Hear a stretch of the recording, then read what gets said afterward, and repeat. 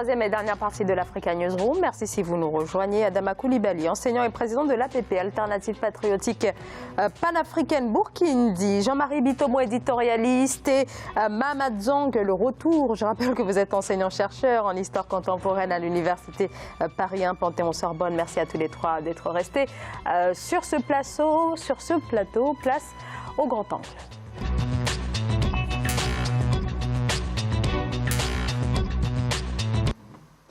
En Ouganda, Bobi Wine est assigné à résidence. Le député d'opposition avait été interpellé pendant quelques heures lundi dernier à Kampala. La police invoque des raisons de sécurité nationale. Pour l'opposition, il s'agit d'une décision purement politique contre Bobi Wine, opposant qui, depuis son arrivée à l'Assemblée nationale, s'est imposé comme un virulent détracteur du président Yoweri Museveni. Bobi Wine, potentiel adversaire à la présidentielle de 2021 de celui qui est au pouvoir depuis 3 décennies. Sharon Kamara. Bobi Wine de nouveau dans le viseur du pouvoir judiciaire. L'artiste qui a été arrêté le 22 avril puis libéré quelques jours plus tard est désormais assigné à résidence. Son domicile est d'ailleurs surveillé par la police ougandaise. Populaire auprès du jeune public, l'artiste et homme politique a utilisé sa page Facebook pour s'exprimer sur la situation. La police et l'armée sont déployés chez moi depuis hier après l'arrestation violente. Mon domicile est assiégé. Ils ont encerclé ma clôture et installé des barricades sur toutes les routes menant à mon domicile. L'annulation de 124 de ses concerts, car la police a déclaré que l'organisation ne respectait pas les normes de sécurité, est l'élément déclencheur. L'homme politique conteste cette décision. Il a donc voulu rassembler la foule afin de dénoncer ce qu'il qualifie de censure. Bobi Wine représente une menace à laquelle Museveni est confronté. La menace est réelle. La menace n'est pas celle de Bobi Wine en tant qu'individu. La menace est le fait que la majorité en Ouganda n'est pas favorable à Museveni. Museveni, quel qu'il soit, il doit utiliser la violence s'il doit rester au pouvoir et nous savons qu'il veut rester au pouvoir. À 36 ans, la star du reggae Bobi Wine s'est rangée du côté de l'opposition en Ouganda. Depuis 2017, date de son élection en tant que député indépendant, il œuvre pour la chute du régime au pouvoir depuis 1986. Emprisonné en août 2018, Robert Kyagulanyi, de son vrai nom, avait accusé les autorités ougandaises de détention illégale et de torture. Bobi Wine, 36 ans, très populaire. On se rappelle que son inculpation en août dernier avait entraîné des manifestations, mais aussi des protestations violemment réprimées par les forces de l'ordre contre celui qui incarne aujourd'hui, d'une certaine façon, la bataille d'une génération pour l'alternance, Mamad Zang. Oui, bien sûr. Je voudrais d'abord dire que l'irréductibilité de la personne humaine devrait être le credo de tous les dirigeants politiques africains. Or, on cherche, n'est-ce pas, à museler un député de l'opposition qui est très populaire et qui est en même temps une espèce de porte-parole des sans-voix. Or, le président Museveni est au pouvoir, comme c'est rappelé dans ce reportage, depuis 1986. Il a déjà tripatouillé la Constitution pour encore se maintenir parce qu'il a reculé la limite d'âge lui permettant d'être candidat. Et c'est quand même quelque chose d'extrêmement déplorable dans la mesure où, encore une fois, l'image que les dirigeants africains donnent de leur opposition, elle n'est tout simplement pas tenable. Et combien de temps ils vont encore tenir comme ça, ces chefs d'État-là, qui bâillonnent l'opposition, qui empêchent l'expression des opinions divergentes. Malheureusement, ce n'est pas seulement le cas en Ouganda, c'est le cas des autres tyrans africains, qu'ils soient Sassou, Déby, ou bien Nguema, et j'en passe. Tous ces tyrans-là n'ont qu'une aspiration, c'est de se maintenir le plus longtemps au pouvoir. Et on risque ils veulent nous obliger à croire que le cycle politique chez eux doit dépendre du cycle biologique du dictateur en place. Ça, les jeunes l'ont compris, ils ne le supportent plus. Jean-Marie Bitomo. Moi, je dirais tout simplement, voilà un exemple qui me conforte, si vous voulez, dans ma lecture de la vision de l'Afrique. Tout simplement pourquoi. Vous voyez ce jeune-là, il me rappelle Kémy Séba. Nos dirigeants qui sont en place aujourd'hui en Afrique oublient une chose, c'est que quand on arrive au pouvoir, c'est pour servir la population. Le pouvoir n'est pas fait pour soi en tant que tel. Mais malheureusement, il y en a pas mal qui n'ont pas compris ça. Mais aujourd'hui, l'Afrique est en train de mûrir, est en train de se révolter, est en train de se mettre debout et de renaître et pour reprendre la place qui était sienne dans le monde. Donc aujourd'hui, ce qui se passe, regardez, voilà un gamin de 36 ans qui est élu député dans son Assemblée nationale. Qu'est-ce qu'il fait? Il représente les sans-voix, il représente la jeunesse de chez lui, parce que la jeunesse aspire à autre chose. Parce que j'ai l'impression que la plupart de nos dirigeants ont oublié les enjeux essentiels qui concernent nos peuples africains dans leur globalité en tant que tel. Donc à partir de là, pour moi, c'est quelque chose d'encourageant. Tout simplement pourquoi? Quand vous voyez, on en parlait tout à l'heure en off, quand vous voyez que quelqu'un comme Kémy Séba fait le tour de l'Afrique, il arrive dans tel pays, on laisse ceci, il arrive dans tel pays, mais les jeunes sont après lui. Mais moi, c'est mon espoir pour l'Afrique. Les gens qui sont en place, le cycle biologique dont parlait M. Zanla aujourd'hui, c'est-à-dire ne doit pas correspondre, si vous voulez, au cycle politique. La politique, c'est quoi? Je viens, je fais ce que je peux faire pour le pays et quelqu'un d'autre viendra après moi mettre en place d'autres stratégies, d'autres tactiques, d'autres, comment dirais-je, stratégies globales pour le peuple. Aucun individu n'est, comment dirais-je, omnipotent dans ce monde. Nous avons tous nos limites. Donc à partir de là, moi, ça m'encourage si vous voulez ça. Moi, ça ne m'attriste pas. Ça voudrait dire tout simplement quoi? Que la jeunesse africaine est debout. Donc Bobi Wine a signé à résidence Adama Coulibaly. Est-ce qu'il représente une véritable menace pour le pouvoir? Ou en tout cas, c'est comme cela que le pouvoir le perçoit aujourd'hui. Moi, j'en suis persuadé. Et je pense que le président Museveni devait peut-être penser qu'il était le dernier jeune qui avait, quand il était étudiant à 27 ans, il était militant estudiantin, très actif.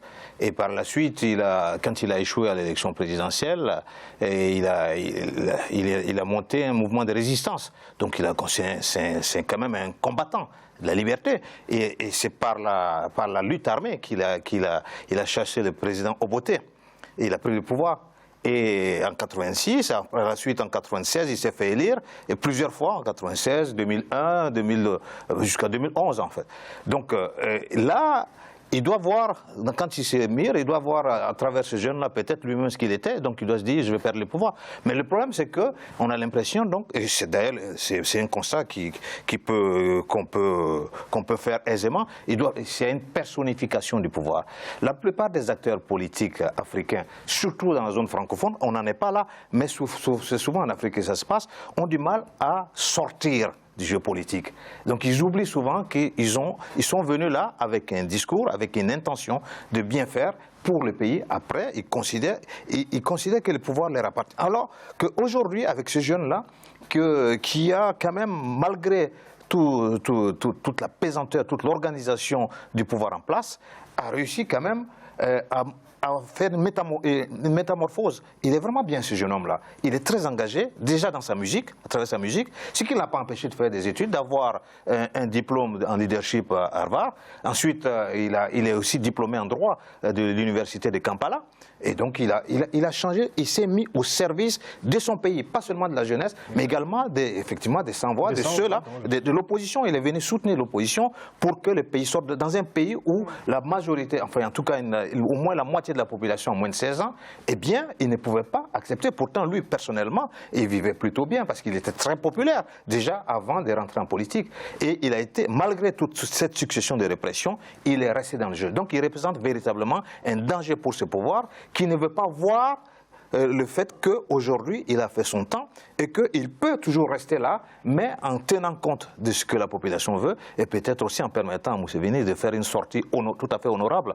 Or, ce n'est pas le cas, puisque parallèlement, ça, on constate que le pouvoir, le Conseil constitutionnel avait décidé de rétoquer la disposition de la Constitution qui limitait à 75 ans la limite d'âge. Eh bien, le Conseil d'État a cassé ça, malgré tous les efforts des avocats de l'opposition. Et donc, maintenant, la voie est ouverte pour Museveni, mais je pense que, là encore, ils font une grave erreur, Museveni et les autres. Et ce jeune homme-là malgré la répression, il devient de plus en plus populaire. Il faut que l'ensemble des Africains, des panafricanistes, soutiennent de telles initiatives pour qu'il ne soit pas assassiné. Parce qu'en fait, son chauffeur est mort. C'est d'ailleurs sa première arrestation, ça a été après ça, parce qu'il a publié, une photo sur Facebook en disant ils m'ont visé, et ils ont eu mon chauffeur. Et c'est à partir de là qu'il a été arrêté la toute première fois. Effectivement, c'est un risque.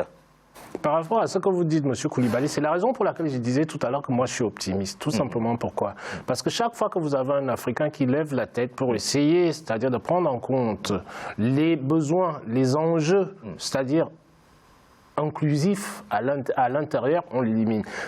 Les gens oublient une chose, c'est que les jeunes aujourd'hui, peut-être les autres ils sont très très vieux pour qu'ils les connaissent, mais la référence, ça reste qui? Ça reste Sankara. Ce qui est arrivé à Sankara, les jeunes d'aujourd'hui, si vous voulez, y pensent. C'est pour ça que moi je disais que c'est positif.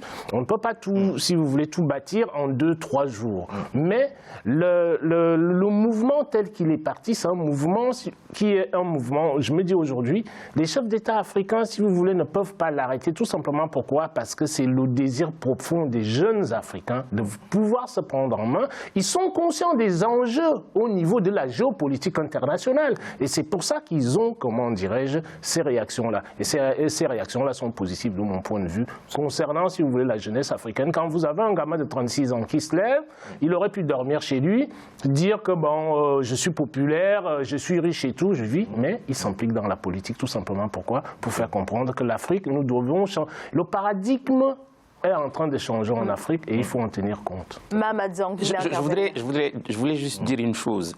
Ces dirigeants africains-là, ces potentats, n'ont pas une vision globale panafricaine des questions soulevées à la fois par les jeunes, à la fois aussi par les femmes et par les populations d'une manière globale.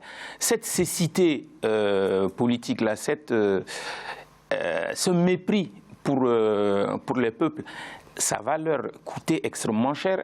Soit ils vont obliger les gens à agir de manière extrêmement violente, soit ils vont obliger les gens à descendre massivement dans la rue, comme on l'a vu en Algérie, comme on l'a vu au Soudan et comme on l'a vu il y a quelques années au Burkina Faso. Donc ces gens-là, ils vont sortir par la petite porte de l'histoire et je pense que ce serait une excellente chose pour eux. Je voulais juste, pour finir, rappeler que moi, en dehors d'être enseignant, je suis aussi président de l'amicale panafricaine et je voudrais également faire un coucou à nos téléspectateurs tchadiens où le gouvernement a empêché la tenue du congrès de l'UNDR de Saleh Kebzao, mais qui ont quand même, les militants ont réussi à le faire et ça a été une vraie réussite.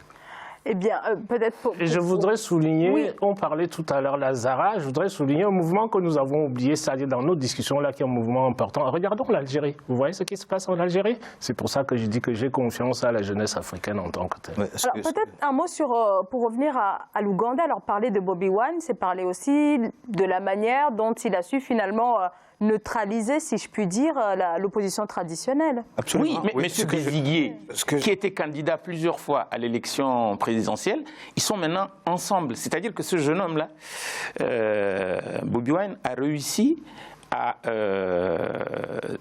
dépasser par sa popularité et par le charisme qu'il dégage, les vieux routiers de l'opposition ougandaise, et c'est vraiment une raison d'espérer qu'il puisse ne pas être assassiné, pour qu'il puisse continuer ce combat-là qu'il mène de manière extrêmement pacifique. Mais vous avez vu l'ampleur de la répression, c'est hallucinant. Deux choses. Hein. C'est dit que ce n'est pas seulement parce qu'il est jeune qu'il a fait ça, c'est justement parce qu'il a su prendre ses responsabilités. Nous avons aujourd'hui beaucoup de personnes en Afrique qui pourraient, si elles s'engageaient véritablement en politique, faire accélérer le processus pour que l'Afrique s'en sorte, déjà sur le plan de la liberté, et ensuite sur le plan donc de l'organisation de la vie démocratique, et pour pouvoir engager des réformes réelles vers le progrès véritable pour l'économie africaine. Mais souvent, beaucoup de gens disent, je préfère me limiter à une action citoyenne. Donc on est dans la société civile. Voilà un exemple de jeune qui a fait le pas, qui a décidé de s'engager en politique. Je pense qu'il faut s'engager, il faut oser s'engager, parce que ce combat pour la liberté de l'Afrique, pour le développement, que ce soit en Ouganda, au Bénin ou partout ailleurs, et ça nous engage tous.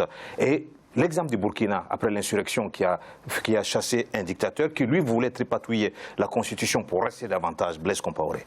Donc, quand l'insurrection burkinabé a été réalisée, il y avait beaucoup d'organisations de la société civile, dont beaucoup sont restés toujours dans cette posture-là. Et voilà un exemple, et j'insiste là-dessus, il faut que les jeunes aient le courage de s'engager en politique avec ceux qui ont de l'expérience en politique, pour montrer justement de nouvelles manières de faire. Et je crois que ces jeunes comme Kémy Sémé qui a été cité, comme beaucoup d'autres jeunes, et c'est le cas bon, d'ailleurs du parti que je dirige, où on a énormément de jeunes qui sont dedans, y compris dans les bureaux politiques, des étudiants. Il faut que les jeunes s'engagent en politique en Afrique, qu'ils n'aient pas peur, mais que nous puissions faire la politique autrement en Afrique. Et voilà un bel exemple à suivre, encourager. Il faut que nous puissions nous mobiliser pour qu'ils ne puissent pas être assassinés, que l'Ouganda sache que nous suivons, nous sommes vigilants, et qu'il y a des panafricanistes sur le continent et en dehors. Alors l'appel a donc été lancé. Merci à tous les trois d'avoir participé à cette émission. Adama Coulibaly, je rappelle que vous êtes enseignant et président justement de l'APP, Alternative Patriotique Panafricaine Burkindi. Merci à vous également Mamad Zang, ancien chercheur en histoire contemporaine à l'Université Paris 1 Panthéon-Sorbonne. Un grand merci à vous également Jean-Marie Bitomo, éditorialiste d'Africa 24. Et je remercie aussi Géraldo Gomez qui était avec nous dans la deuxième partie de cette émission, secrétaire général adjoint chargé des questions stratégiques de l'USL, l'Union sociale libérale, donc parti de l'opposition béninoise. Et merci à vous bien sûr de nous avoir suivis. Merci de votre fidélité. Je vous retrouve demain mardi. Très belle soirée. Merci. Merci. Merci beaucoup.